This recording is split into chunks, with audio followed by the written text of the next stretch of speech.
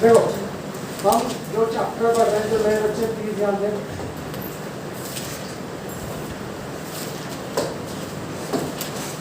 हम जो चैप्टर पढ़ रहे हैं उसका नाम है केमिकल काइनेटिक्स।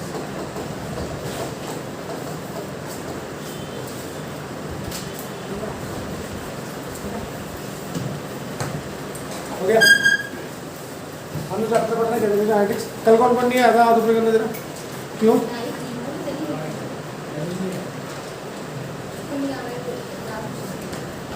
क्या तुमने बेटा गड़बड़ होती है यार, बताओ कैसे होगा? केमिकल काइनेटिक्स का एक लेक्चर हो चुका है, एक क्या डेढ़ समझ लो, डेढ़ लेक्चर हो चुका है, 1.5 दिन का नाम भाव। ठीक है, अब इसमें पढ़ना क्या है? कोई भी रिएक्शन है, ए रिएक्शन बी, ठीक है, कोई भी रिएक्शन है ए बी में कन्वर्ट हो रहा है, हमें ए के बारे में नहीं पढ़ना, बी के बारे में भी नहीं पढ़ना, हमें इस पाथ के बारे में पढ़ना है। प्लीज हमें इस पाथ के बारे में पढ़ना है। काइनेटिक्स में हमें पाथ या तो फोकस होता है पाथ। पाथ मतलब सबसे पहले आता है रेट। रेट को हम बोलते हैं स्पीड ऑफ रिएक्शन। ठीक है, पाथ पढ़ना है मतलब क्या? ए बी में कैसे कन्वर्ट हुआ, पहली चीज किस स्पीड से हुआ, दूसरी चीज क्या उसका मैकेनिज्म है।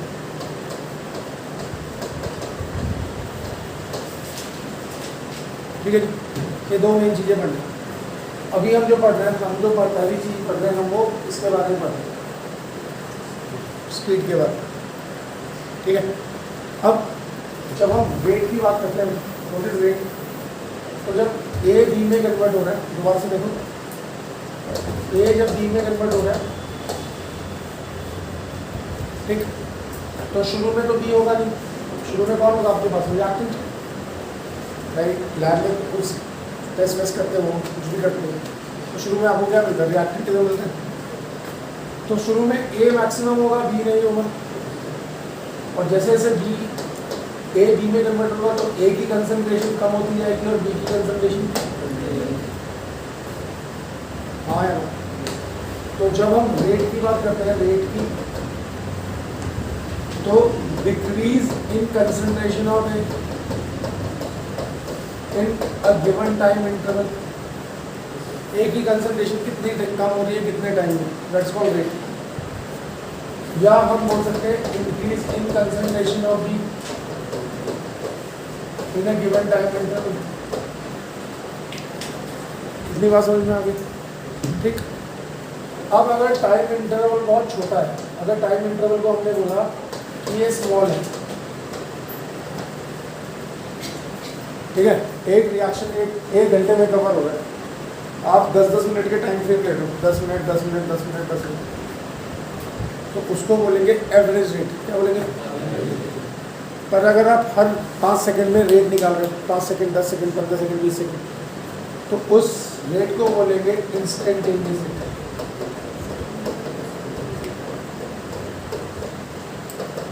क्या बोलेंगे? और हमें चैप्टर में जो रेट पढ़ना है वो इंस्टेंटेनियस रेट है। ठीक है, अब जो कल आया था मैंने उसको उनको बताया था कि एक्चुअल 2 रेट होते हैं, एवरेज जिसमें टाइम इंटरवल बड़ा होता है, एक होता है इंस्टेंटेनियस जिसमें टाइम इंटरवल छोटा होता है। ज़्यादा समझ में आ गई? एवरेज में टाइम इंटरवल बड़ा होता है, इंस्टेंटेनियस में छोटा होता है। जो एग्जैक्ट रेट बताता है वो इंस्टेंटेनियस रेट ही होता है। तो जो चैप्टर में पूरा पढ़ना है वो एक ही रेट पढ़ना है, इन डिटेल इंस्टेंटेनियस रेट। फिर हमने इंस्टेंटेनियस रेट को लेके एक इक्वेशन पढ़ी थी, इसको बोलते हैं हम डिफरेंशियल रेट एक्सप्रेशन। हाँ याद है, पढ़ा था? हाँ हाँ हाँ हाँ पढ़ा था, पढ़ लेगा। अब उसके क्वेश्चन कर रहे हैं, पर आज मैं क्वेश्चन नहीं करा रहा हूँ, अब मैं जो सेट मिलेगा उसमें कराऊंगा, क्योंकि आज मैं क्वेश्चन कराऊंगा तो सब बोल रहेंगे। ठीक है, तो ऑल तो बहुत बड़े क्वेश्चन नहीं, छोटे क्वेश्चन है। आज मैं एक नया टॉपिक शुरू कर रहा हूँ, यहाँ पे समझ में आ गया भाई? यहाँ समझ में आ गया? अब हमें पढ़ना है, आज हम ये टॉपिक पढ़ेंगे फैक्टर्स ऑफ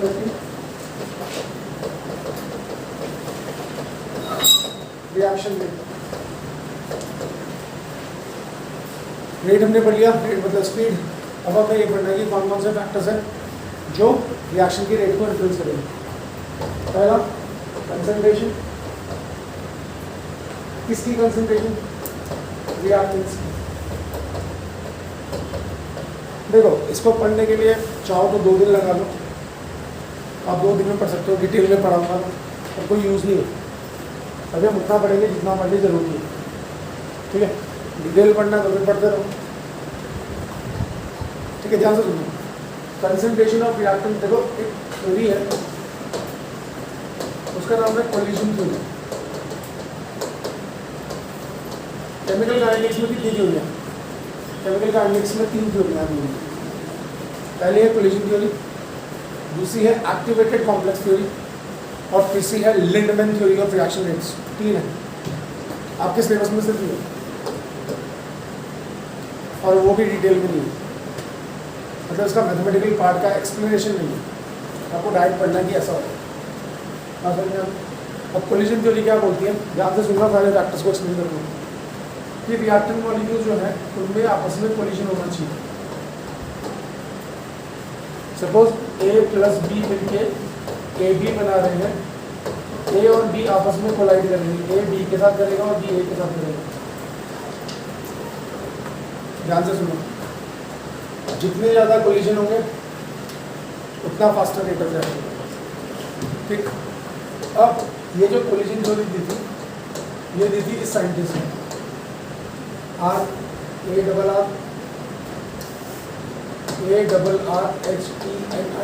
आर्हीनियस।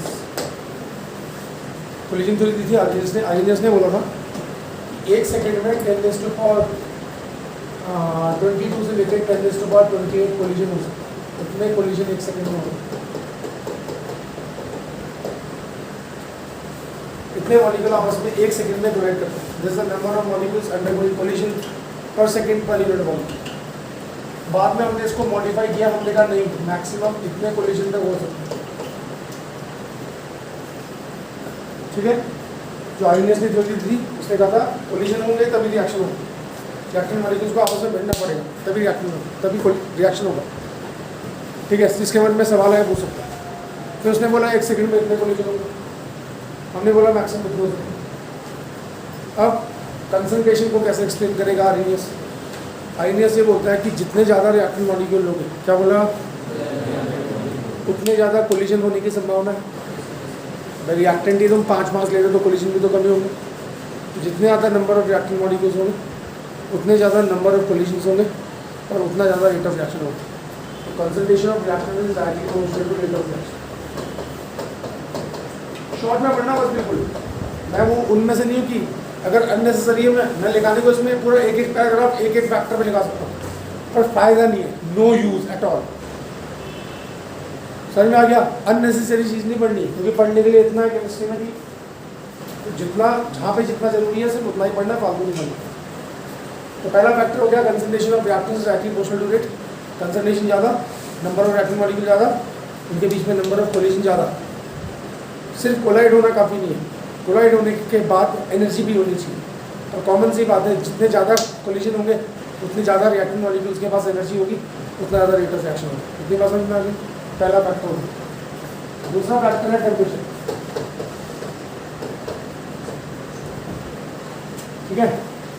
अब टेम्परेचर ज़्यादा होगा, इसके लिए कोलिजन थ्योरी क्या बोलती है? कोलिजन थ्योरी ये बोलती है कि रिएक्टेंट मॉलिक्यूल जब आपस में कोलाइड होते हैं ना, सपोज ए और बी आपस में कोलाइड होते हैं, तो कोलिजन के बाद ना इनको इसको बोलते हैं एनर्जी बैरियर।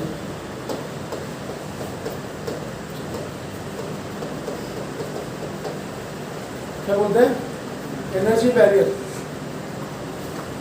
रिएक्टेंट मॉलिक्यूल आपस में कोलाइड हुए, इधर प्रोडक्ट्स हैं, इधर प्रोडक्ट्स बन रहे हैं। अब रिएक्टेंट मॉलिक्यूल्स कोलाइड हो रहे हैं, कोलाइड होने के बाद इनको एक एनर्जी बैरियर को क्रॉस करना पड़ता है। जो एनर्जी बैरियर है उसको बोलते हैं ईटी। ईटी को बोलते हैं थ्रेशोल्ड एनर्जी। अभी ये चैप्टर के लास्ट में पढ़ना है बहुत डिटेल में, अभी सिर्फ टर्म समझो बस। यानी कि रिएक्टेंट मॉलिक्यूल्स को कोलाइड होने के बाद इतनी एनर्जी चाहिए प्रोडक्ट्स में कन्वर्ट होने के लिए। ऐसा नहीं कि कोलाइड हुआ और प्रोडक्ट्स में कन्वर्ट होने के, कोलाइड होने के बाद उनके पास एक मिनिमम एनर्जी होनी चाहिए, जिसका होनी चाहिए उसको बोलते हैं थ्रेशोल्ड एनर्जी। समझ में आ गई? पर most of the chemical reactions, जो ज़्यादातर केमिकल रिएक्शंस होते हैं रूम टेम्परेचर पर, उनके पास थ्रेशोल्ड एनर्जी नहीं होती, उनके पास इनसे कम एनर्जी होती है, उसको बोलते हैं ईके। ईके को बोलते हैं, समझना थोड़ा सा मुश्किल लगेगा अभी एकदम से, ईके को बोलते हैं average kinetic energy of parents.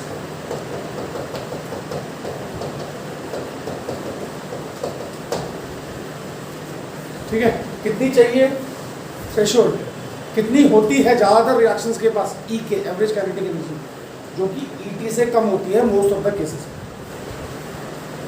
समझ में आ गई? तो अब क्या है, क्या रिएक्टेंट्स प्रोडक्ट्स में कन्वर्ट होंगे? नहीं होंगे। क्यों? क्योंकि इतनी एनर्जी मिनिमम चाहिए, उनके पास क्या है, कम। ज़्यादातर रिएक्शंस में कमी होती है, रूम टेम्परेचर पे ज़्यादातर रिएक्शंस कंप्लीट नहीं होते, उन्हें हीट करना ही पड़ता है। इतनी बात समझ में आ गई? तो अब अगर हमें ईके को ईटी बनाना है तो बाहर से एनर्जी देनी पड़ेगी। बाहर से एनर्जी दोगे तो क्या करोगे? टेम्परेचर बढ़ाओ।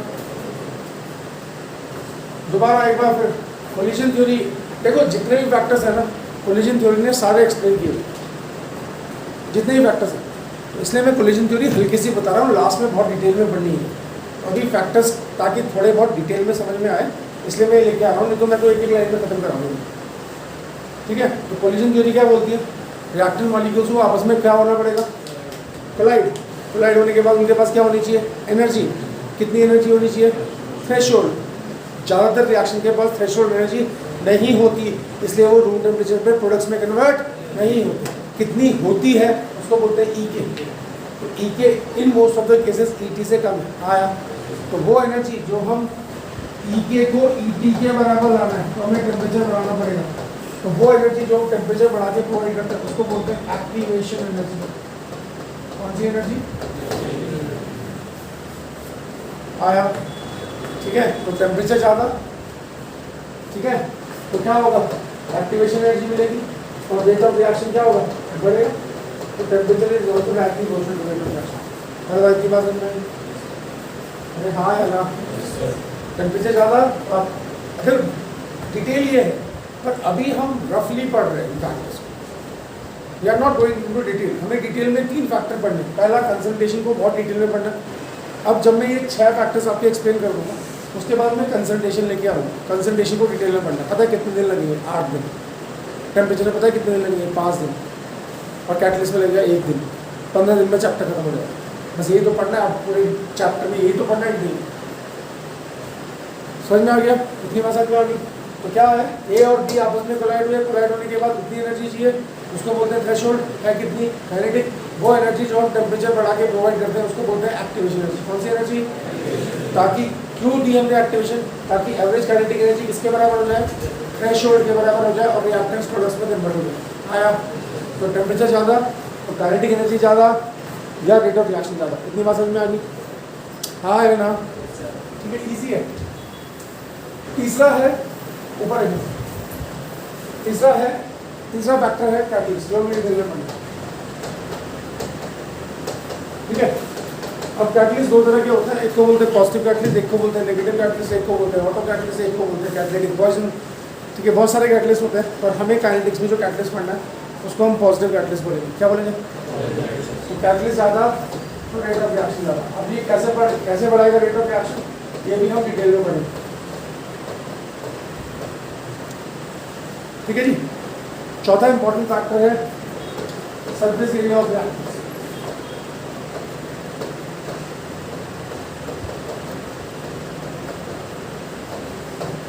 ठीक है, और जनरली सरफेस एरिया की बात हम तब करते हैं जब हमारे पास सॉलिड रिएक्टेंस होता है। क्या होता है?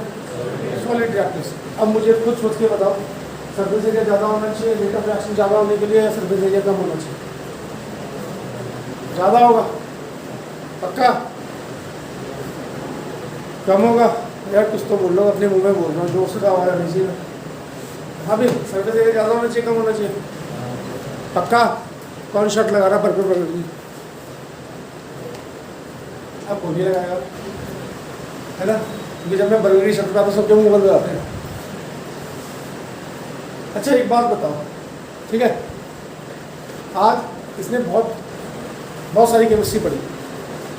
पलक ने घर जाके बोला मम्मी आज मैं बहुत सारी केमिस्ट्री, मेरा सिर में दर्द हो रहा, आज मैं 2 गिलास दूध पीऊँगी, मेरी सारी एनर्जी खत्म। ठीक है, 2 गिलास दूध।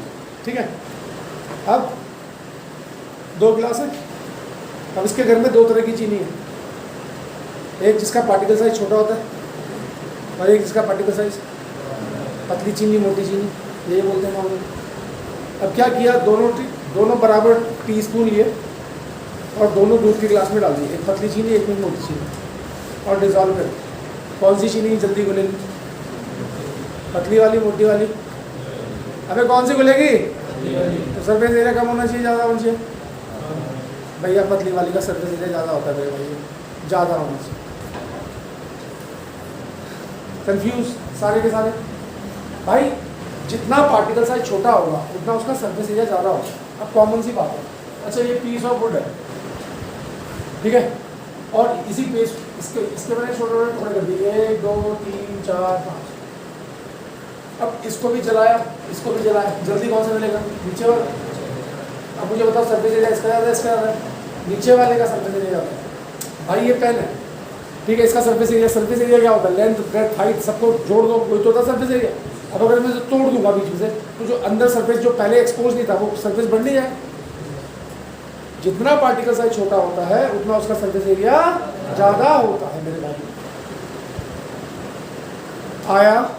तो सरफेस एरिया ज़्यादा तो रेट ऑफ रिएक्शन ज़्यादा। 4 फैक्टर हो गए, ठीक है, इसमें कोई प्रॉब्लम ना। 5वां फैक्टर जो होता है वो होता है nature of reactance.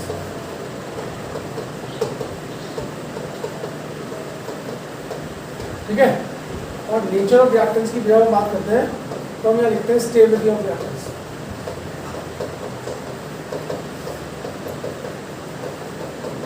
Stability of reactance. अब मुझे बताओ, ये N2 है और ये O2 है, और तो मैं NO बना दूँ। अब N के बीच में, अब आपको पता है NO है, N के बीच में कौन सा बॉन्ड है? Triple bond. और O के बीच में कौन सा बॉन्ड है? तो आपको ये वाला बॉन्ड तोड़ना है, ये वाला बॉन्ड तोड़ना है, तभी जाके N और O के बीच में बॉन्ड बनेगा। वो कैसा बनेगा, डबल बनेगा, सिंगल बनेगा, वो इम्पोर्टेंट है। अब बताओ ये रिएक्शन जल्दी होगा या देर में होगा? देर में होगा। क्यों? क्योंकि भाई ये ट्रिपल बॉन्ड तोड़ना है, 961 किलो जूल एनर्जी चाहिए, इसका डबल बॉन्ड तोड़ना है 600 के आसपास किलो जूल एनर्जी से भी चाहिए। तो ये क्या है? ये है हाईली स्टेबल रिएक्टेंट्स। क्या है? और जो स्टेबल रिएक्टेंट्स होंगे वो जल्दी से टूटेंगे, और जल्दी से टूटेंगे नहीं तो रेट ऑफ रिएक्शन क्या होगा? कम। तो अगर स्टेबल है रिएक्शन तो stability of reactants is inversely proportional to rate of reaction. मेरी बात समझ में आई या नहीं आई? अगर स्टेबल रिएक्टेंट्स हमेशा देर में रिएक्ट करेंगे और अनस्टेबल रिएक्टेंट्स हमेशा क्या करेंगे? जल्दी रिएक्ट करेंगे। हाँ या ना? समझ में आ रही है मेरी बात? तो stability is inversely proportional to 4 factors directly proportional. 5वां फैक्टर वो, अगर हम स्टेबिलिटी की बात करें, नेचर का मतलब स्टेबिलिटी, ठीक है, इतनी बात समझ में आ गई। 5 फैक्टर हो गए। छठा फैक्टर है लाइट रेडिएशन।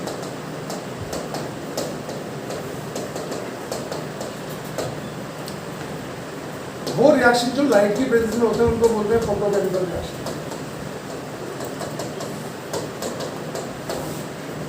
कौन सा रिएक्शन? Photochemical reaction. जब हम 12th क्लास में थे तो हमारे में पूरा एक बड़ा टॉपिक होता था फोटोकेमिकल रिएक्शन, अलग से टॉपिक आएंगे। अब आपके सिलेबस में नहीं है। देखो क्या, आपने ये सब सुना होगा, CH4 + Cl2 gives you CH3Cl + Cl। हाँ प्लस HCl। हाँ यहाँ पे लिखा होगा HNu, ऐसा लिखा होगा। HNu का मतलब होता है सनलाइट। क्या? सनलाइट की एनर्जी को लिखते हैं HNu। कितनी बार समझ आई? अगर मैं इसको डार्क में करूँ, कुछ भी कर लो रिएक्शन नहीं होगा। कितनी भी एनर्जी दे लो, कितना भी हीट कर लो, रिएक्शन नहीं होगा। तो कुछ रिएक्शंस ऐसे होते हैं जो सिर्फ लाइट की वजह से होते हैं, उनको बोलते हैं फोटोकेमिकल रिएक्शन। तो लाइट रेडिएशन भी क्या है? लाइट रेडिएशन भी डायरेक्टली बोलते हैं रेट ऑफ रिएक्शन को बढ़ाने की बात। पहले तो बात समझ में आई है, इससे ज़्यादा इसको नहीं पढ़ना, सिर्फ पता होना चाहिए कौन सा डायरेक्टली प्रोपोर्शनल है, कौन सा इनवर्सली प्रोपोर्शनल है, बाकी डिटेल में पढ़ना ही पढ़ना। इतनी बात समझ में आ गई? इसमें कोई प्रॉब्लम? जल्दी बोलो। हो गया? देखो फालतू नहीं पढ़ना, फालतू अब बुक में पढ़ोगे तुम, बुक में 1.5-2 पेज में हो गए, अब बोलोगे सर कुछ ना कुछ तो होगा इन्फॉर्मेशन, जो कुछ है उसके अंदर जो पढ़ना है वो अब हमें आगे पढ़ना है। कितनी बात समझ में आ गई? कितने फैक्टर हैं याद रखना, रख लिए कौन कौन से? Concentration, temperature, surface area, catalyst, light radiation, surface area और लाइट रेडिएशन। ओके छे, नेचर ऑफ रिएक्टेंट्स, वही स्टेबिलिटी ऑफ रिएक्टेंट्स। ओके, अब आगे चलो, अब आ जाओ, ये बहुत इंपॉर्टेंट। अब हम पहला फैक्टर डिटेल में पढ़ने जा रहे हैं और ये कई दिन लेगा, effect of concentration of reactants on reaction rate.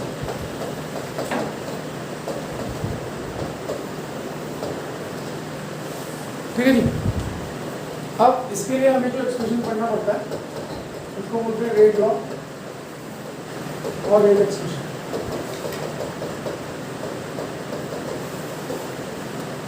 ठीक है, अब बड़े बड़े बच्चे मेरे पास, मैंने तो बहुत बड़ी बड़ी क्लासों को पढ़ाया, मैं सिंपल पूछता बच्चों को रेट लॉ क्या है,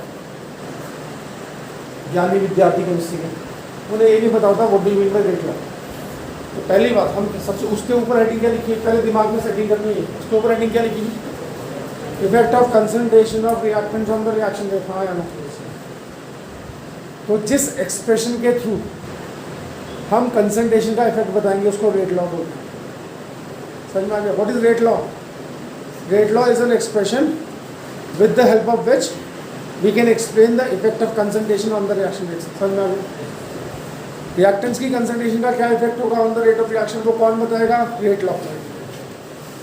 ठीक है, कल क्या पढ़ा था? Differential rate expression. समझ में आ रही है? वो क्या बताता है?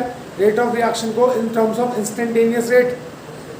हाँ, इंस्टेंटेनियस रेट की टर्म्स में जब आप रिएक्शन के रेट को लिखते हो उसको बोलते हैं डिफरेंशियल रेट एक्सप्रेशन। हाँ या ना? और रेट लॉ क्या बताएगा कि कंसंट्रेशन का क्या इफेक्ट है on the rate of reaction. Is that clear? या तो समझ में आ गया? अब मैं एक रिएक्शन लिखता हूँ, कंसीडर रिएक्शन। अब देखो बहुत बड़ी बातें होने वाली है, please focus on the book. मैं लिखा A प्लस BB।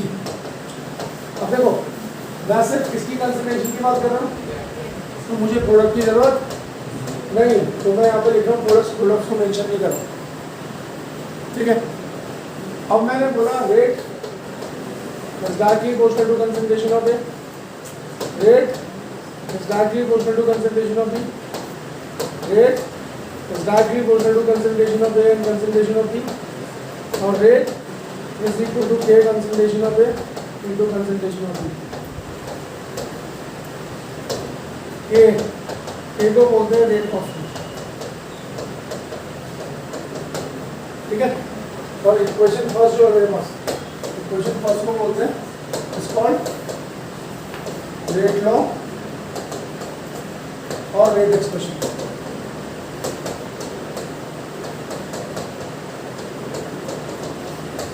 ठीक है, सबको आ गया समझ में?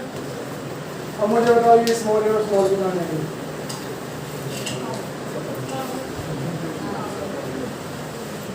कौन बताना चाहेगा? मैं टच उड़ा दो, तुमने पढ़ लिया स्कूल में, कुछ तो बोल लो। स्मॉल ए और स्मॉल बी कहाँ जाएंगे? जिसको आता है हाथ खड़ा करे। पक्का?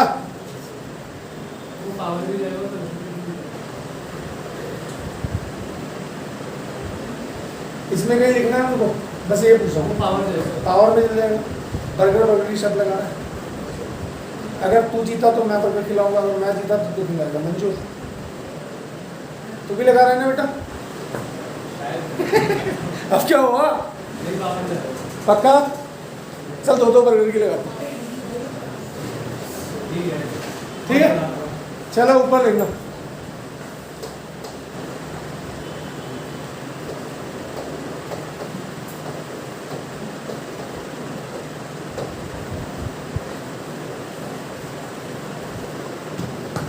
आया पावर में?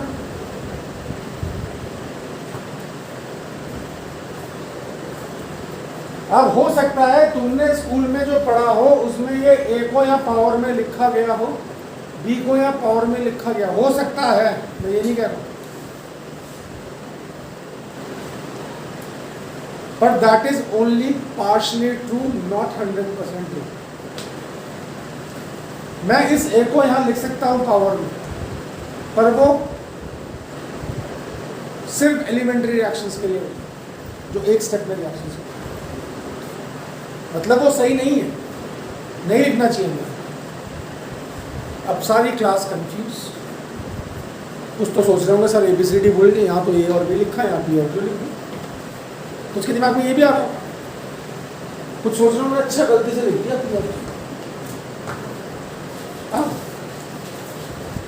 पहले मैं लिख दूँ पी क्या है, पी इसको बोलते हैं order with respect to A के ऊपर है ना पी, अभी सुनते रहो, Q order with respect to B, P plus Q overall order of reaction.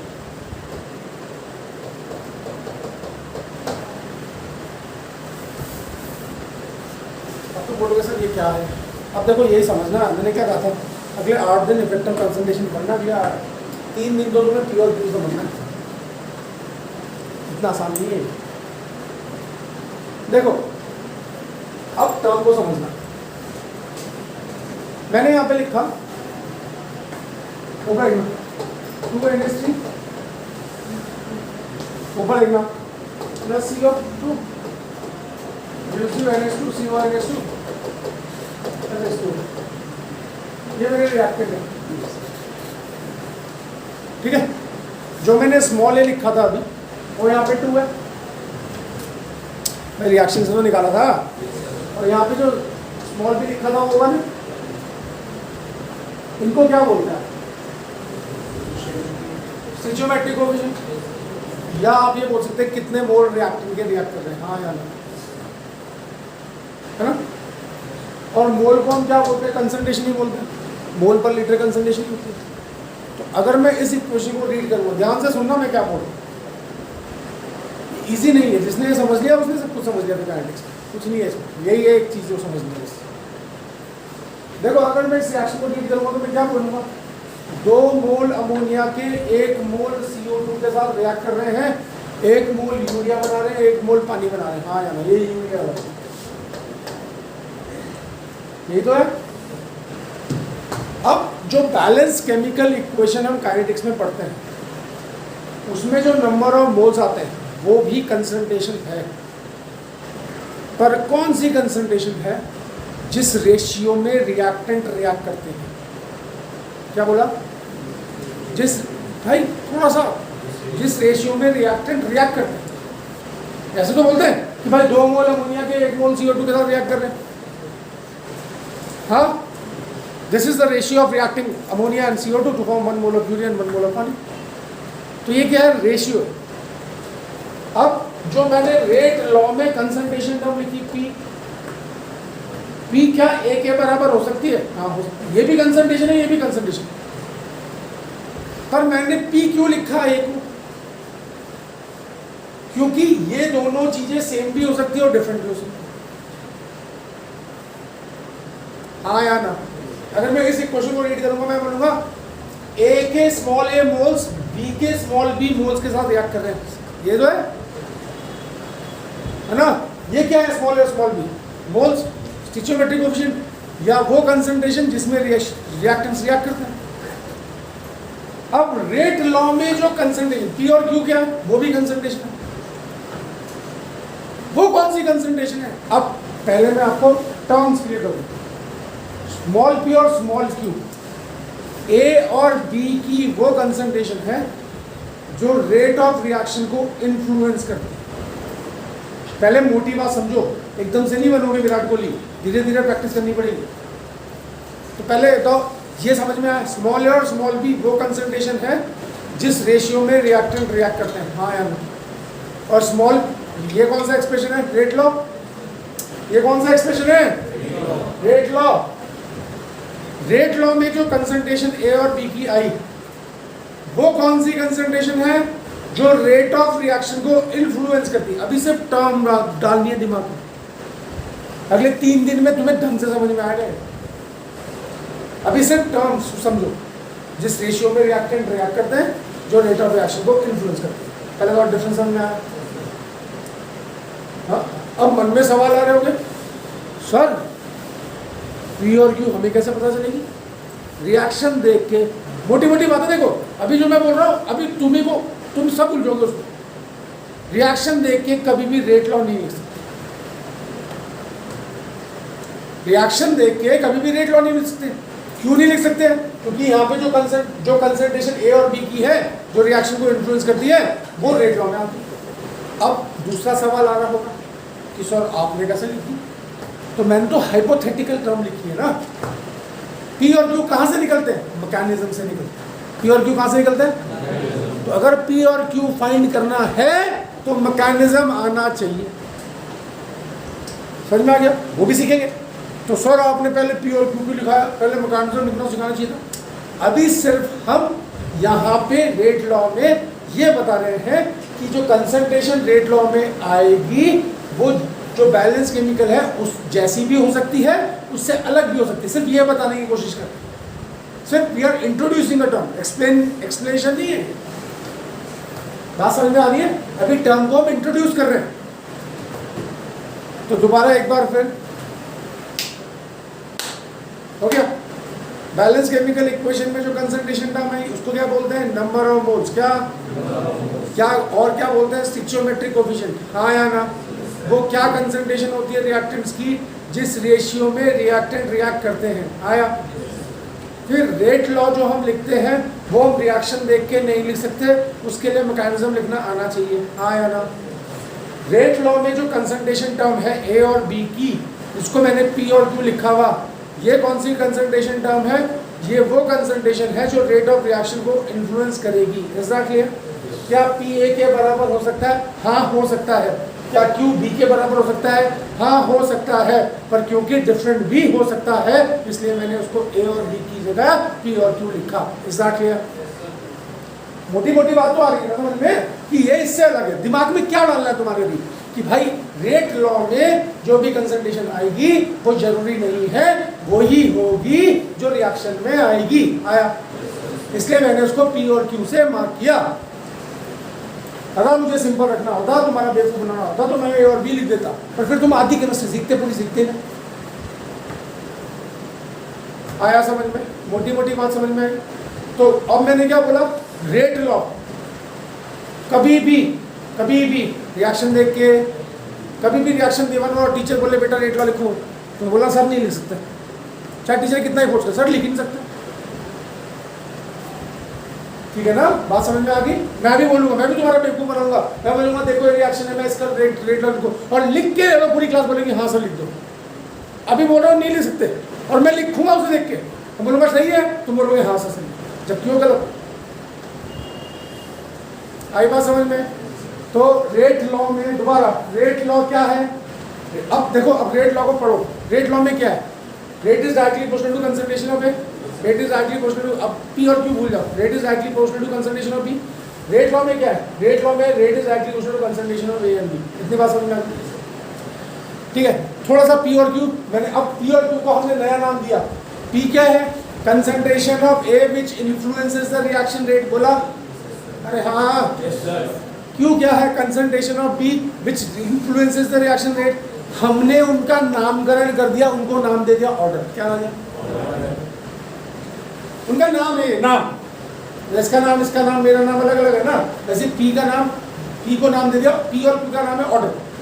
P का नाम क्या? Order with respect to A, यानी कि ए की वो कंसंट्रेशन जो रेट ऑफ रिएक्शन को इन्फ्लुएंस करेगी। क्यू क्या है? Order with respect to B, यानी कि बी की वो कंसंट्रेशन जो रेट ऑफ रिएक्शन को इन्फ्लुएंस करेगी।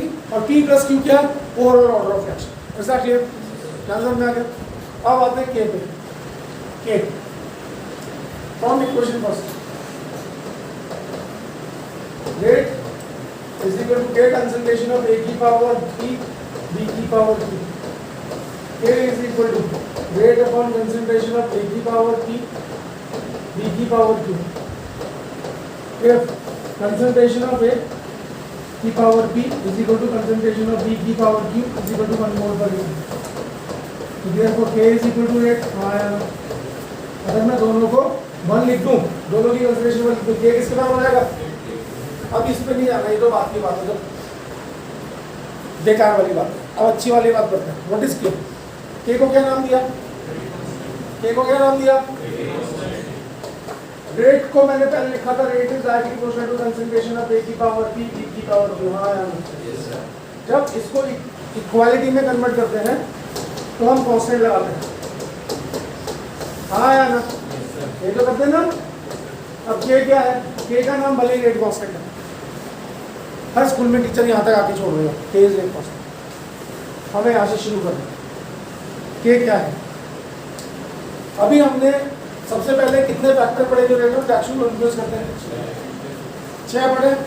अभी हम किस पे फोकस कर रहे हैं? 6 में से कितने कौन सा फैक्टर लिया हमने? पहला। और उसको बताने के लिए जो एक्सप्रेशन मिला उसको क्या बोलते हैं? और रेट एक्सप्रेशन। यानी कि रेट लॉ और रेट एक्सप्रेशन में हम सिर्फ क्या पढ़ रहे हैं? सिर्फ एक मिनट, सिर्फ क्या पढ़ रहे हैं कि कंसंट्रेशन कैसे रिएक्टेंट्स की रेट ऑफ रिएक्शन को इन्फ्लुएंस करेगी। हाँ यार, अब वापस आता है। पर एक रिएक्शन कोई भी हो रहा है, एक गिव्स यू बी, उसको एक ही टाइम पे कितने फैक्टर इन्फ्लुएंस कर सकते हैं? 6। हाँ या ना? पर हम इसमें इस एक्सप्रेशन में हम कितने फैक्टर्स पढ़ रहे हैं? 1। हाँ या ना? हम सटीकता से ये बताना चाहते हैं, बिल्कुल मतलब कोई गड़बड़ ना हो, हमारा कोई जो भी हम कैलकुलेशन करें वो गड़बड़ ना हो। हम सिर्फ क्या बता रहे हैं रेट लॉ में कि कंसंट्रेशन ऑफ रिएक्टेंट्स का क्या इफेक्ट होगा ऑन द रिएक्शन रेट। यहाँ तक क्लियर है? अब सोचो कि कोई रिएक्शन चल रहा है, ए गिव्स यू बी। मैंने इसको बोला, मैंने कहा बता ए की कंसंट्रेशन का क्या इफेक्ट होगा on the rate of reaction. ठीक है, ये अपना एक्सपेरिमेंट कर रियल लैब में बैठ गए। ठीक है, कंसंट्रेशन। पलक ने क्या किया? नीचे से आग लगा दी उसके रिएक्शन में, टेम्परेचर बढ़ा दिया। तो क्या इसका जो ये डेटा मेरे पास लेके आएगी, सर ए की कंसंट्रेशन 1 मोल होगी तो रेट ये होगा, 2 मोल होगी तो रेट ये होगा, 3 मोल होगी रेट ये होगा, क्या इसका डेटा सही आएगा? नहीं। क्यों नहीं आएगा? क्योंकि एक फैक्टर जब आप पढ़ रहे होते हो तो दूसरा फैक्टर चेंज नहीं होना चाहिए। मेरी बात समझ में आ रही है? अगर आप सिर्फ कंसंट्रेशन के बारे में बात कर रहे हो, जो कि हम कर रहे हैं रेट लॉ में, हमने कहा हमें 5 फैक्टर नहीं देखना है रेट लॉ, हमें सिर्फ एक फैक्टर देखना है, कंसंट्रेशन। तो जब आप कंसंट्रेशन का इफेक्ट पढ़ रहे हो on the rate of reaction, तो 5 फैक्टर क्या होने चाहिए? कांस्टेंट। क्या होने चाहिए? वो चेंज के उनका कॉम्बिनेशन, वो 5 फैक्टर्स को हमने उठा के के अंदर डाल दिया और तभी हमने के को बोला कांस्टेंट। अब देखो, जो मैं तुम्हें बात बता रहा हूँ ये तुम्हें अपने आप पढ़ने से कभी नहीं आएगी, ना कोई टीचर बताएगा, और ये सारा न्यूमेरिकली इंपॉर्टेंट है। मेरी बात समझ में आ गई? दोबारा फिर बोल रहा हूँ, रेट लॉ और रेट एक्सप्रेशन में हम क्या पढ़ रहे हैं? इफेक्ट ऑफ कंसंट्रेशन और रिएक्टिव रेट्स। सिर्फ कंसंट्रेशन का इफेक्ट पढ़ रहे हैं। तो जब हम कंसंट्रेशन का इफेक्ट पढ़ेंगे तो उसके अलावा जो 5 फैक्टर हैं वो कांस्टेंट होने चाहिए। क्या होने चाहिए? वो 5 फैक्टर क्या होने चाहिए? कांस्टेंट। वो कांस्टेंट किसकी फॉर्म में? के की फॉर्म में। किसकी फॉर्म में? जिसको हमने नाम क्या दिया? तो अब अगर तुमसे पूछे व्हाट इज रेट कांस्टेंट, तो मैं अंग्रेजी में देखो क्या बोल रहा हूँ। रेट कांस्टेंट क्या है? Is a combination of 5 factors other than concentration which may influence the rate of reaction. ये मेरी होम मेड डेफिनेशन है, किताब में नहीं मिलने की कुछ, तो इसलिए सीखो जरा। के क्या है? कंसंट्रेशन के अलावा जो 5 फैक्टर्स हैं जो रेट ऑफ रिएक्शन को इफेक्ट कर सकते हैं, उन सबका कांस्टेंट है। क्या इस के में कंसंट्रेशन आ रही है? नहीं आ रही। कंसंट्रेशन तो अलग से है ना। अरे सीखो बेटा, अल्टीमेट चीज बता रहा हूँ। इसमें कंसंट्रेशन अलग से लिखी हुई ना, उसके अलावा क्या लिखा हुआ ना, तो वो 5 फैक्टर किसके अंदर आ गए और अलग से क्या लिख दिया हमने। अब मुझे बताओ, कंसंट्रेशन चेंज होगी तो के चेंज होगा? नहीं होगा, क्योंकि के अंदर कंसंट्रेशन, पर अगर टेम्परेचर चेंज होगा तो के चेंज होगा, कैटलिस्ट डालोगे तो के चेंज होगा। लिख के ले लो, जो मैं बोल रहा हूं ये सब मैथमेटिकली प्रूव होगा।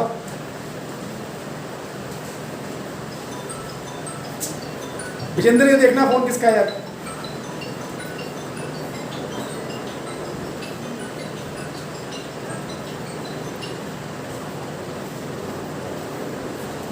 ठीक है, तो के क्या बोला मैंने दोबारा कहने के लिए? रेट कांस्टेंट है, पर क्या है? कंसंट्रेशन के अलावा जो 5 फैक्टर हैं वो के अंदर समाये हुए हैं। ऐसे बोलो, कंसंट्रेशन अलग से लिखी हुई रेट लॉ में, यानी कि के कंसंट्रेशन पे डिपेंड या कंसंट्रेशन के पे डिपेंड नहीं करती, उल्टा वाइस वर्सा दोनों ट्रू है। और बाकी 5 फैक्टर के अंदर हैं, तो अगर उनमें से कोई भी फैक्टर चेंज करोगे तो के भी चेंज, लिख के ले लो जवाब, रिएक्शन को 2 अलग अलग टेम्परेचर पे चेंज करोगे। सपोज आपने एक 25 एक 35 लिया तो वहाँ 2 के आएंगे, K1 K2। अगर आप 3 टेम्परेचर लेते हो 25 35 45 तो वहाँ 3 के आएंगे, K1 K2 K3। समझ में आ गया? अगर आप कैटलिस्ट डालोगे तो विदाउट कैटलिस्ट जो होगा वो K1 होगा, और जो कैटलिस्ट डालोगे वहाँ K2 होगा। आया? और अगर कंसंट्रेशन चेंज करोगे 1 मोल 2 मोल 3 मोल 4 मोल 10 मोल तो K चेंज। ये समझाना। किसी को जो नहीं आया अभी पूछ लो, जिसको जो नहीं आया अभी पूछ लो। अब देखो K क्या है, अगर मैं बोलूँ इसको K को डिफाइन करो तो डिफाइन करने के लिए बोलेंगे रेट कॉस्ट, जो मैंने बताया वो अल्टीमेट चीज है। अब definition K is equal to rate of reaction when concentration of reactants is unity. हाँ, एक बार बोर्ड में पहला क्वेश्चन आया था, डिफाइन स्पेसिफिक रिएक्शन रेट। पहला क्वेश्चन था बोर्ड का, डिफाइन स्पेसिफिक रिएक्शन रेट, आज से करीब 7-8 साल पहले। स्पेसिफिक रिएक्शन रेट की कोई बोली, फिर वो आगे बोलता। तो अभी हमने क्या बोला, K is equal to rate of reaction when concentration of reactants is unity. Since K is independent of concentration, K concentration पे डिपेंड, इसलिए इसको बोलते हैं specific reaction rate. Is that clear? तो पहले ये नोट करो जल्दी।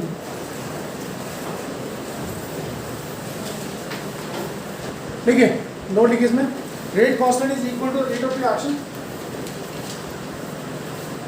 rate constant is equal to the rate of reaction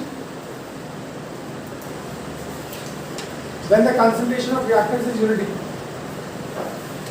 When the concentration of reactants is unity,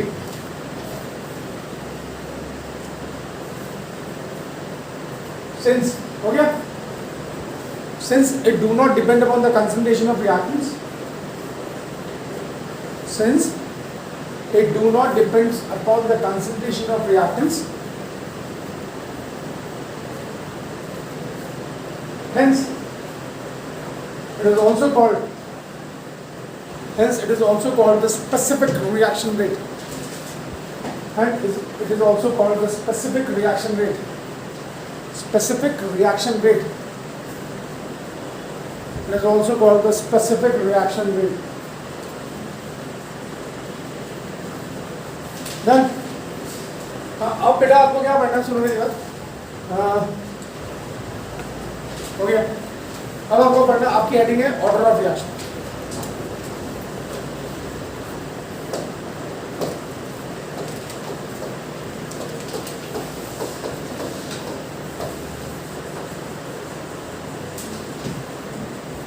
ठीक है, पहले मैं 2 लाइन लिखा दूं फालतू की। ठीक है, it is the sum of powers, it is the sum of powers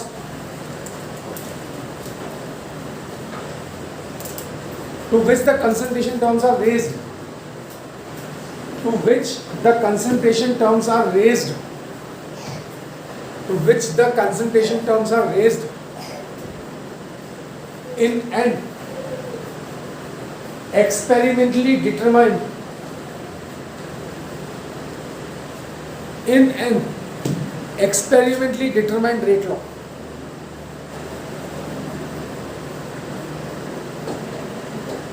In an experimentally determined rate law.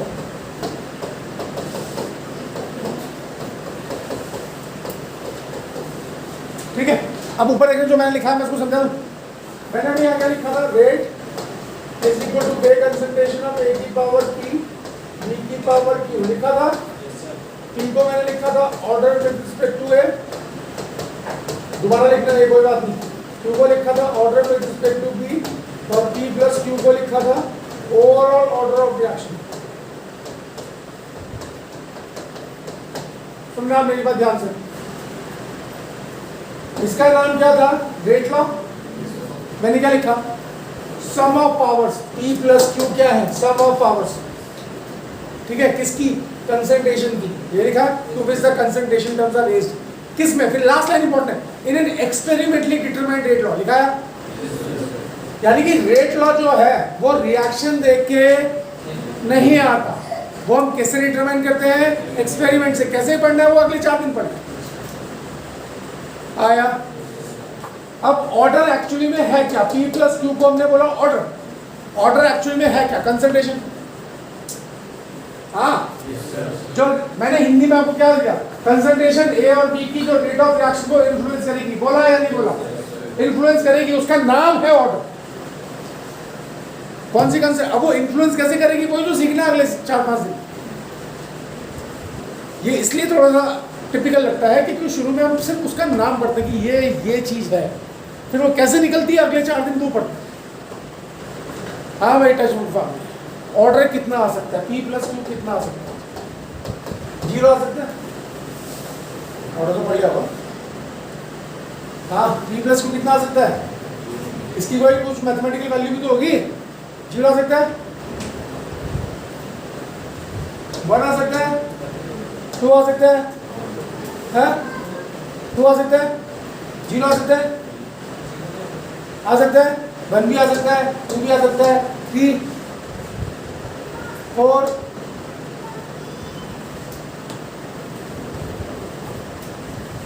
0, 1, 2, 3 आ सकता है। 3 से ऊपर कभी ऑर्डर नहीं होता। अब बोलो कुछ क्यों नहीं होता? पढ़ेंगे तो अब ये तो पढ़ना है। फ्रैक्शन में हो सकता है P प्लस क्यू 1/2, 3/2, 5/2 हो सकता है। फ्रैक्शन में हो सकता है ऑर्डर, हो सकता है। बेटा देखो, ये सब तुम्हें अगले आने वाले 4-5 दिन में पढ़ना है। कैसे आया फ्रैक्शनल, कैसे आया 1, कैसे आया 2, कैसे आया 3, और लिख के ले लो। जो तुम्हें आता होगा वो पूरी क्लास में किसी को नहीं आता, चाहे वो कहीं भी पढ़ो। ये मेरा चैलेंज। पर अगर तुम रिवाइज करोगे तो, अगर तुम रिवाइज करोगे जो तुम्हें आता होगा वो किसी को नहीं आता, ये मैं गारंटी दूँ। क्योंकि मैंने ये चैप्टर, जैसे थर्मोडायनेमिक्स और काइनेटिक्स है ना 2 चैप्टर, ये 12th में, बीएससी फर्स्ट ईयर में, सेकंड ईयर में, थर्ड ईयर में, एमएससी में, पूरे ये 2 चैप्टर तो ऐसे कि जो पूरे, और मैंने सबको पढ़ाया हुआ है। तो मुझे वो बारीकियाँ हाँ ऊपर लेवल पे पढ़ा के पता लगी ये बारीकियाँ क्या है इसकी। और समझो जरा, फ्रैक्शन में हो सकता है, हाँ नेगेटिव हो सकता है, हो सकता है। खुद सोचो ना दिमाग में, concentration which influences the rate of reaction, क्या वो नेगेटिव हो सकती है? भाई ज़्यादा से ज़्यादा 0 हो सकती है, वही कंसंट्रेशन इफेक्ट नहीं कर रही। पॉजिटिव हो सकती है, नेगेटिव हो सकती है, नेगेटिव भी हो सकती है।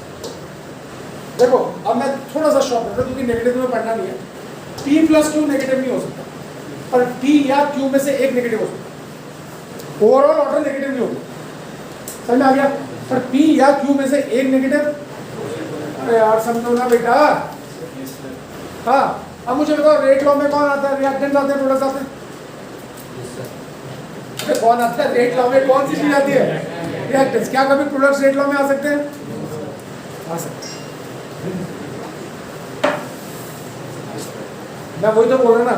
अब ये सब चीजें तुम, मैं सिलेबस से बाहर नहीं जाता, पहले बता। मैं 12वीं की क्लास को पढ़ा रहा हूँ तो मैं 12वीं का ही रखूंगा, पर जितनी 12वीं में बातें हैं वो डिटेल में आनी चाहिए। सिलेबस से बाहर जाना तो फिर तो पता नहीं क्या क्या काइनेटिक्स में, जितना बोला सिलेबस में उससे 3 गुना है काइनेटिक्स कंपटीशन में। मैं सिलेबस से बाहर नहीं जा रहा हूँ, पहले बोल रहा हूँ, पहले ये सीखो, पर जितना सिलेबस में है उसको डिटेल में सीखो। तो पहले ये लिखो नोट, आज इतना ही करेंगे। ना तो नोट दोबारा जो आपने ऑर्डर